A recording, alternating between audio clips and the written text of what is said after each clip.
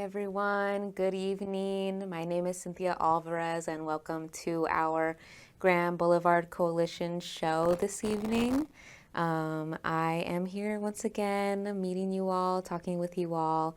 Our focus, like I mentioned before, is revolved around talking about various topics that could be things happening in the news, also talking about substance use prevention, HIV prevention, and education. So lots of different things like that. And I hope you're all having a good evening today. Some announcements to make before we get started into the topic I want to talk with you all about today is for some things that are coming up for my program specifically, Healthy Living, our number one goal. We are doing something on the 10th of October, and it's going to be revolved around World Mental Health Awareness Day. So we're going to plan an event for that day, whether it may be some outreach and possibly do a live webinar. So we will be posting about that on our social medias like Facebook and Instagram. So be on the lookout for that. Go to our Healthy Living Facebook page and Cap Healthy Living on Instagram. So we'll be posting all of that good stuff on there so that you're all aware. And something else coming up that Chicago Area Project is going to be a part of this coming weekend, actually. We are going to be at the AIDS Run Walk this Saturday. It's going to be in the downtown area. All volunteers are meeting at Soldier Field. So that's what's going on that day. So if you're in the area, ready to volunteer or just meet the different organizations and programs that are going to be in that area on Saturday, feel free to stop by, say hi, get some information. We'll be passing around and also just cheering on the people who are going to be participating on that in the very early morning. So, and it's going to be chilly over there because we're going to be by the lake. So that's where everyone's going to be running by. So if you're going, just make sure you're well equipped with a long sleeve or sweater. And I hope to see some people there. And what we'll be talking about and going into today is just talking a little bit about National Gay Men's HIV Awareness Day. And that actually just passed yesterday on the 26th, I believe, or the 27th. I'm forgetting my days already, but that just passed yesterday. And because my program, like I mentioned, Healthy Living, our number one goal, we focus on HIV prevention and education. We felt like this national holiday was something relevant and important to us to kind of talk about the history of HIV, just talk a little bit about what is HIV, how it spreads, how it's transmitted, and things like that. Also, how it's able to be turned into, how it can turn into AIDS and what that is. So we do some educational workshops on that. We talk with adults and youth because it's important for both demographics, both populations, to be aware of these kinds of things, as it is something that is still stigmatized in certain communities with certain people. Some people just don't feel comfortable talking about it. So that's why we want to kind of spread that awareness whenever we go to schools and talking to adults too, because we do groups and workshops with adults as well. Because even, when we're older and we grow up, there's still that stigma, adults, even within each other, with our groups, we don't feel comfortable talking about it. If people have HIV, maybe they don't feel comfortable sharing their status. And also just historically, it has hit brown and black populations a lot harder, just because from something that I've learned when I was in school about the HIV epidemic when it first kind of started being reported in the United States, early back then, I think around the time that Bush was president, and probably before then too, but when I kind of learned in that era was that when HIV was starting to become more well known around here, it was more highlighted as in the white community, and with gay white men specifically. It kind of was circling around, and more people were kind of paying attention to that, and not to get like too into politics or anything, but There just wasn't enough focus on the Black and brown populations, and so not enough resources in those populated areas and those community areas as well. So that's why it's a little bit harder for people to find that information in lower income areas or primarily Black and brown areas. So yeah, just a little bit of history about National Gay Men's HIV/AIDS Awareness Day. It was first recognized in 2008 by the National Association of People with AIDS to raise awareness of the disproportionate impact of the HIV epidemic on gay and bisexual men in the United States. So that's kind of around 2008 when it was first recognized, and they started acknowledging it every year on that day.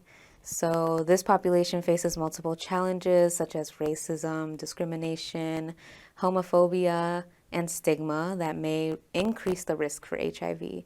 So the person-to-person spread of HIV is called HIV transmission, sorry. So HIV transmission is something that can happen with person-to-person, more intimate contact. So what people believed before too, when HIV was kind of first being learned about by people in the United States, me thinking specifically to the U.S., is that people kind of thought of it as a disease that's just spread by touching people, by kissing, by sharing things like sharing straws or sharing food. People were kind of afraid to go near people if they found out that they had HIV. So it kind of isolated those people who had HIV and made more people afraid to come out and kind of say like, oh yeah, I have HIV. Or a lot of people didn't even know either, right? So they just kind of went along with their lives not knowing that they had HIV, which could, in the long run, if it's left untreated, could lead to AIDS. So that's why there's a lot of issues with stigma, because stigma can create that barrier to people getting help for HIV specifically and treating it. So people can get or transmit HIV only through specific activities such as sex or injection drug use, because it has to do with blood, right? So if you're using a needle, let's say injecting drugs into your body using a needle, and you share that needle with someone else, or if someone shares that needle with you, they may have HIV, you may not know that they have HIV, and because of you sharing that needle that may have blood on it, that's how it can be transmitted. So by blood is one of the main ways. There's a lot of other ways, so I'll go over some of those examples too. So blood, semen, pre-seminal fluids, rectal fluids, vaginal fluids, and breast milk too. So people who are pregnant can transmit HIV to their child through their breast milk. And that's also something too that we want to, talk about, right? Because even though, yes, this is National Gay Men's HIV/AIDS Awareness, it's also important for a lot of people to know that HIV is not specific to people who identify who are in homosexual. It has a lot to do with just it's in their system. It has nothing to do with them being born that way. Oh, because you're gay, you have HIV. No, it doesn't have anything to do with that. So people who, let's say, people who have it, right? They are in an intimate relationship with a same-sex partner, and they're both male. And they go and have a partner who is a female, who is a woman, and they have intimate or intercourse with this person. This woman may not know that she has HIV, and because this person has engaged with other people who may have also not known they had HIV, it just kind of spreads in that way, right? Because of lack of awareness. So that's kind of that main reason, right? Lack of awareness, lack of, going to the doctor, getting checkups, getting a HIV test. That has a lot to do with just not knowing your status, right? So those are the main ways that HIV can spread, as I mentioned. And then, so what are those ways that people can, well, let me backtrack a little bit actually. So what does HIV do to your body, right? Once someone has HIV, it's kind of hard to tell actually. You can't just tell by looking at someone like, oh, this person looks like they have HIV. It has a lot to do with what's on the inside actually. So in their bloodstream, it kind of that's how it affects their bodies, right?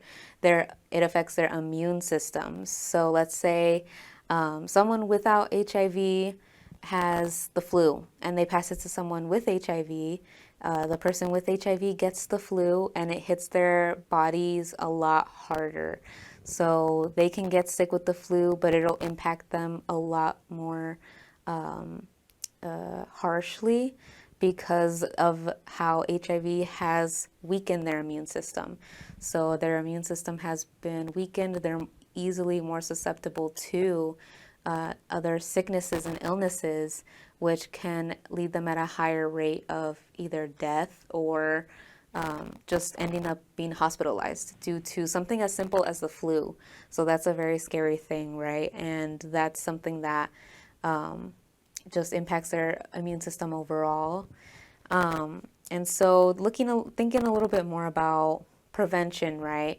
We want to think about how can someone reduce the risk of getting HIV.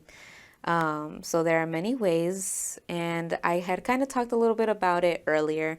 But as I mentioned, if you go to the doctor, you are able to get an HIV test, a clinic. There are clinics in Chicago that do free HIV tests, and also mobile health vans that travel in different community areas throughout Chicago that will test people in their communities for free as well, to see if they are able to check for HIV and test their body for HIV, right? Test their blood, basically. They basically get a little needle in the finger and they put it on a little test. The test should take about 5 minutes, so it's not something that you need to wait like a day for the results too. You can get your results that same day, which is really, really helpful, just so that people don't have to make the trip to come back to the doctor, check their results, or wait too long to find out either. So that is something that can help with reducing the risk. Another thing is to just choose less risky sexual behaviors, right? So making sure that you're using condoms and being safe in those ways can help with not transmitting or getting HIV. So using condoms, limit number of sexual partners. So that's something we're not saying like, okay, only be committed to one partner, one person.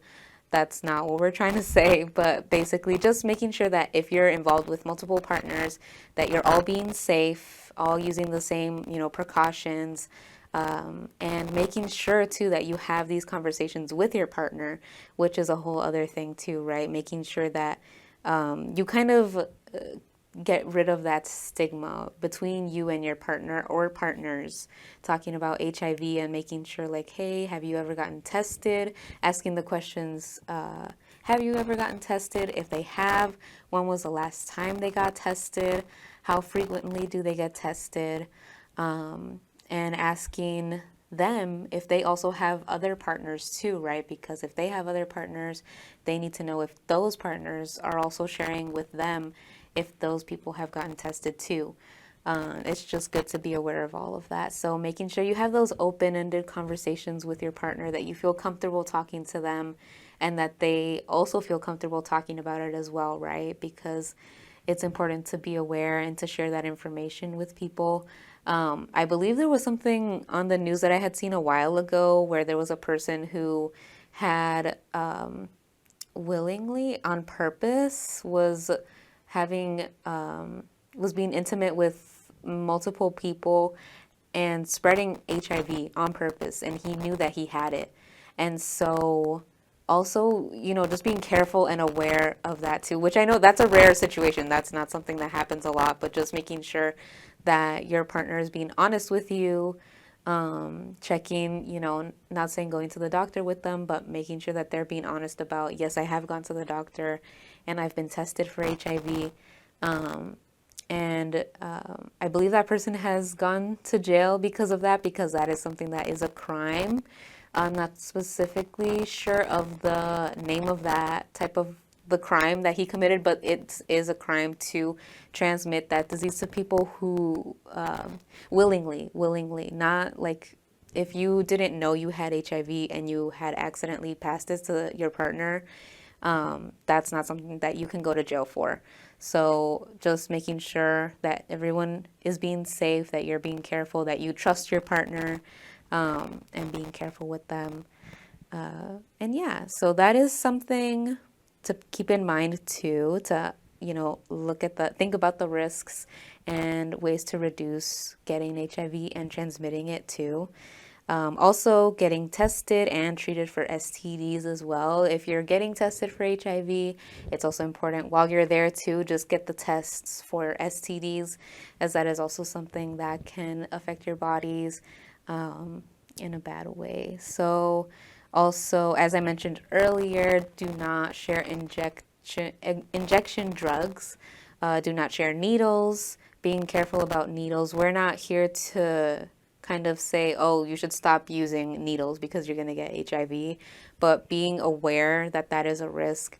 And if you share needles with other people, maybe going to needle exchange programs, going to other programs and organizations in Chicago, or wherever you are in the area, looking up places that will give you clean needles, because we want to make sure that people are using safely. If they are going to use, we want to make sure people are being safe to reduce that risk too.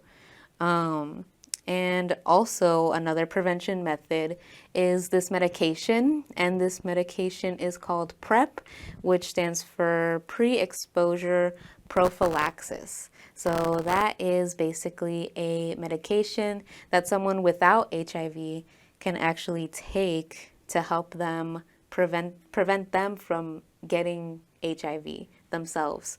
So this is something that they take daily. They will get it prescribed from their doctor, and if they take it at the regulated, amount of time that they're supposed to, taking it on time, then they are able to decrease that risk of transmission by about 99%.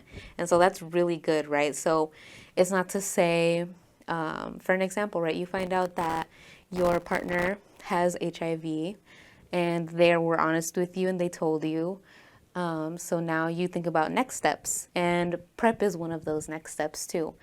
And so with PrEP, as I mentioned, 99% reduction rate of it being transmitted, and 74% from injection drug use. So like it'll decrease that amount of the rate of it being transmitted by injection drug use by 74%. So that's really good, right? Obviously, it's not 100%, but it is better. And like we said too, it's important that you do not share your injection needles with other people so that you do not increase that risk of getting HIV.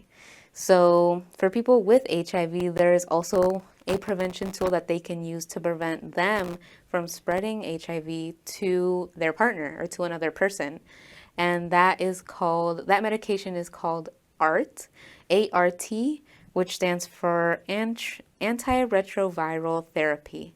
And that is also something that they will get prescribed to them by a doctor, and that they can use to take daily, make sure they're taking it on time, because it only really works if you're taking it consistently, because a lot of doctors will say if you're not being consistent with it, if you forget to take it after, like, let's say you forgot it, oh, I forgot to take my medication yesterday, then you're gonna be kind of starting over and having that high risk. It's not really gonna help if you're not taking it daily, basically. So that's kind of a very, very strict medication that they have people working on. There was one person who's famous. I believe his name is Magic Johnson, and he is someone who has kind of been like an advocate for people with HIV and AIDS, as he is someone who has been living with it for many, many years now. And he has been like a spokesperson and just talking about awareness for HIV, how he's been taking the medication ART, how it works for him, and just kind of bringing that awareness to the Black and brown communities, because it's something that he's trying to destigmatize, as well as other organizations too that want to destigmatize having that conversation with people in your communities, your partners, like I said. So that's something that's really important that we want to talk with everyone about. And another thing too, with HIV, I might have mentioned it earlier, but it's possible for you to go on and living your life without even knowing that you have HIV. Even if you get sick, you can still, there's still no clear signs and clear ways to tell visually if someone has HIV. You can experience many symptoms that are similar to other sicknesses and illnesses, such as the flu. If you have a cold, fever, cold sweats, high temperature, things like that, like those can all seem like you maybe just have the flu, but that could also mean that you have HIV. And so it's kind of hard to tell, like, oh, I have a cold, that means I have HIV. No, right? Like, a lot of people don't think that way. And that's usually not the case, right? But it's important to go to, that's why we emphasize going to the doctor, getting tested regularly for HIV, so that you're able to know if you have it or not. Because that's really the only true way to know if you have HIV. It's not something that's visual. And so with AIDS, right, if HIV is left untreated, no medication, no anything like that, it's possible for it to slightly get worse and worse, where it'll eventually lead to AIDS. And that's just kind of like where you, similar with HIV, it's still impacting your immune system. You're getting sick and it's hitting you harder than it would hit someone without HIV. And it can lead to higher risk of hospitalizations and death too. So that's why it's really important to kind of be aware of that. And with AIDS, it becomes more terminal as well. So people with AIDS have higher risk of death just because of how weakened that immune system is. So that's why it's really important, and we really emphasize when you have HIV, it doesn't mean that automatically you have your death sentence, right? Which is kind of scary for people who have HIV. They feel like that means that they're going to die because now they have AIDS. No, you don't have AIDS yet if you have HIV. So that's a really important thing we want to talk about and emphasize too, right? So just making sure when you have HIV, you are taking the right measures to prevent from spreading it, transmitting it to other people, taking the medication like you're supposed to, seeing your doctor regularly. And another thing, some other things too, right, with HIV, HIV is not curable. So once you have HIV, you have HIV forever. And I know saying that kind of sounds scary and it sounds maybe a little depressing, but you can still live a full and happy life with HIV as long as you're taking your medication, and doing what you're supposed to. And we actually have been able to have the pleasure of meeting some people throughout my program, who have HIV and who are taking those proactive steps to live those full lives. And just taking, like I said, that medication PrEP. And also there's another one called PEP too.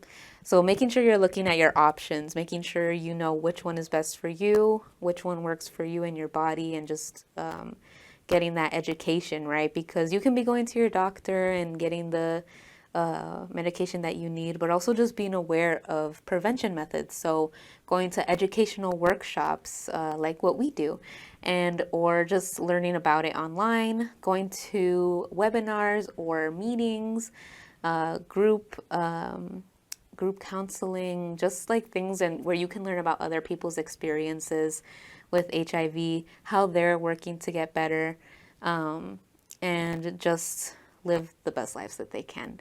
And there are people who also speak on it and share how they live happy lives. So just know HIV is not a death sentence. There's still a way to live your best life. And just making sure you're staying educated, sharing the information, and stopping the stigma. So I hope you all have a really great rest of your evening. Thank you for taking the time to listen to me today. And I will see you all next week. Thank you. Bye.